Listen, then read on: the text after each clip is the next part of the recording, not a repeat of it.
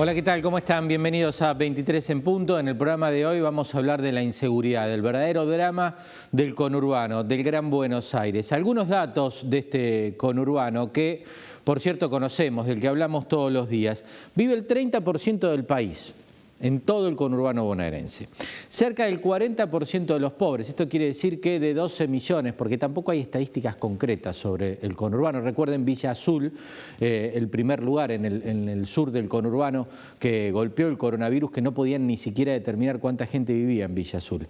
Le decía, de 12 millones de personas del conurbano, 4,5 son pobres, para tomar referencia. Y además en el conurbano vive el 30% del electorado del país. El 30% de la elección nacional se resuelve en el conurbano, fíjense el peso electoral de estos municipios, y es el 70% del electorado en la provincia de Buenos Aires.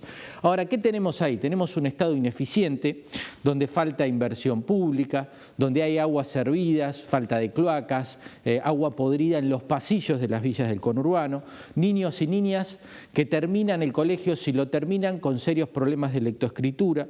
Tenemos narcotráfico, trata de personas, crimen organizado, trabajo esclavo, violencia e inseguridad.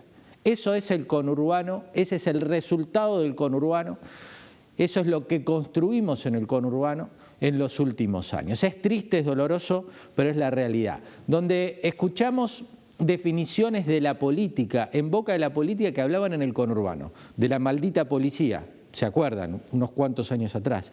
Que te tiran un muerto para perder una elección. Esto en el lenguaje de la política. Cuidado con diciembre, que vienen los saqueos. Eso ya está instalado en cada fin de año de la Argentina después del 2001, que el conurbano va a explotar. Ya se escucha hoy en día de cara a fin de año. Esto se transformó en algo normal en el Gran Buenos Aires y es dramático pensar que este es el común denominador de nuestros municipios. Y claramente uno de los mayores fracasos es la inseguridad, porque estamos con planes de seguridad, con reformas, con envío de gendarmes, año tras año, y nunca cambia. Es cada vez peor incluso la situación. Ahora vamos a ver estadísticas de la cantidad de robos y muertes en el Gran Buenos Aires durante la cuarentena, que es similar al año pasado. Es decir, el año pasado ya era dramático, pero estábamos todos circulando. Acá al principio de la cuarentena bajó un poco el delito y después las estadísticas igualaron lo que era la normalidad, cuando todo más o menos funcionaba y no esta situación que estamos atravesando ahora. Y con la complicación que suma a todo esto la bonaerense. Ya con la definición del título explica quiénes nos cuidan, porque nadie le cree a la bonaerense. Ese es el mayor problema. Fíjense que para resolver esta crisis de seguridad intentan ponerse de acuerdo en medio de las peleas la ministra de Seguridad, el ministro de Seguridad de la provincia, el gobernador, y dicen, bueno, vamos a mandar los gendarmes, como si esto fuera una resolución al conflicto de seguridad. Pero esto no es nuevo, hace años que mandan gendarmes a los barrios más calientes del conurbano. Eso es esporádico, queda algunos meses, en alguno queda la presencia de 2 gendarmes en la puerta que sirve, que ayuda, esto lo dicen incluso los intendentes, ayuda porque tienen otro uniforme, porque son más serios, porque no son cómplices, porque paran a cualquiera. Esto me lo explicaba un intendente de la zona norte, me dice, el gendarme para a cualquiera en un control, la policía sabe que hay algunos que no los tiene que parar, en eso hay una diferencia. Pero todos reconocemos, incluso la política, que la bonaerense, que muchas veces es cómplice de delitos, de crímenes, de ocultar pruebas, del narcotráfico, con bandas narco, no va a resolver la inseguridad. Entonces estamos en un verdadero problema. Claramente, no toda la bonaerense. Hay héroes, hay efectivos que llevan el uniforme con mucho honor y con hidalguía, pero no es el común denominador. La bonaerense es uno de los problemas de la inseguridad, sin dudas. La policía lo es. El otro es la justicia.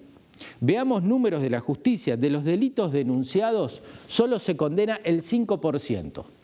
De todo lo que se denuncia, el 5% llega a una condena. ¿Qué permite esto? Que el delincuente vuelva a delinquir. Si van a enganchar un 5% nada más.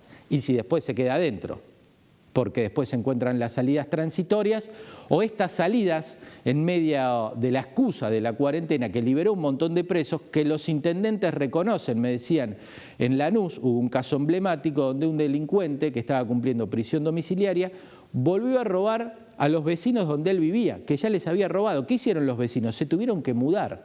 Es de locos. Esto pasa en la Argentina, pasa en el conurbano, pasó en Lanús, donde además reconocen que la línea municipal que atiende las denuncias por inseguridad aumentó un 15% durante la cuarentena. Un 15% más de llamados por robos en Lanús en medio de la cuarentena, sumado a la dramática situación que se dio en Lanús, que lo manifestó el intendente de San Miguel, Jaime Méndez, con la liberación de presos. Méndez dijo, me están liberando una persona que fue condenada por narcotráfico, que le vende falopa a los pibes en los barrios de San Miguel, y ahora está libre de nuevo y nadie los controla. Entonces, no solo la policía, también la justicia, con una denuncia de delitos que se logra condenar a un 5%, el delincuente vuelve a delinquir y como ciudadanos ya no da ganas de denunciar. Entonces los números del delito también carecen de un sustento real, porque muchos sufren la inseguridad en el conurbano y ni siquiera denuncian, porque saben que es alguien del barrio, eso antes no ocurría, porque saben que no va a pasar nada, que va a quedar la denuncia en la nada. Hoy vamos a hablar de un proyecto también que tiene que ver con la policía judicial, de independizar a la policía, que muchas veces investiga, que cambia las pruebas, que modifica escenas del crimen, por un órgano más independiente. Pero pareciera que no hay decisión política de implementar una policía, como vemos en las series, que dependa de la justicia, que tenga mayor independencia y que no esté manoseada por el interés del jefe distrital de turno. Más números de la inseguridad en el conurbano, lo que le decía antes, para compararlo con el año pasado, que era dramático, pero ahora con menos gente en la calle. En los primeros 97 días de la cuarentena hubo 43.920 robos y hurto. Esto es 452 hechos delictivos por día. Eso es lo que ocurre en la provincia de Buenos Aires. Muertes, 201, al menos hasta ahora o hasta hace un ratito. ¿Qué dicen los intendentes? Lo que le decía de San Miguel, lo que le decía de Lanús, lo que me contaban en San Fernando y en los municipios que están un poquito más alejados del primer cordón del conurbano. La preocupación por la ocupación de tierras. Va gente y se le mete en las tierras. Pasó en San Fernando, pasó en Pilar. Tuvo que actuar la policía para despejar esas zonas con la preocupación de los vecinos del barrio. También me decían en algunos municipios que ven cómo crece el robo automotor, en el corredor norte la cosa es más tranquila, pero me decían que igualmente crecen esas estadísticas y que ven la disputa del territorio. ¿Qué es eso? Algo que antes no ocurría. Cada bandita tenía su territorio y ahí se sentía líder de su espacio, incluso reconociéndome alguno, que negocian y que se dedican a la venta de drogas del narcomenudeo. Hoy se disputan el territorio a balazos. Eso pasa hoy en algunos municipios del Gran Buenos Aires, entre pibes de 18 a 20 años que quieren agrandar su negocio y se enfrentan con pibes de 2, 3 cuadras o del barrio de enfrente. La llegada de los gendarmes, algunos no los conforma, dicen no alcanza. En 3 de febrero, el segundo distrito de mayor densidad poblacional, viven 400.000 personas, llegaron 40 gendarmes. Ayuda, por lo que les explicaba antes, tiene otro uniforme, es más serio para cualquiera, pero no resuelve la cuestión de fondo. En Vicente López, Jorge Macri dijo que hay que prestar más atención y en este momento trabajar en conjunto. No hay espacio para los caprichos de Bernie o las peleas de Frederick, o si Frederick ahora, por una orden del gobierno, tiene que tener una puesta en escena mucho más fuerte en medio de los medios. Pero no es momento, decía Jorge Macri, para esas discusiones, porque no hay un foco ni una política de seguridad hacia dónde vamos. ¿Qué pasa en la provincia de Buenos Aires? Acá lo dijimos en el primer programa cuando vimos el discurso del gobernador Kicillof en la legislatura bonaerense en diciembre de este año. No habló de seguridad el gobernador. Y van 200 muertos y no habla de seguridad. Ahora anuncian, como nos vienen diciendo desde hace 2 semanas, que se viene un plan muy ambicioso en materia de seguridad. Nada se sabe de eso.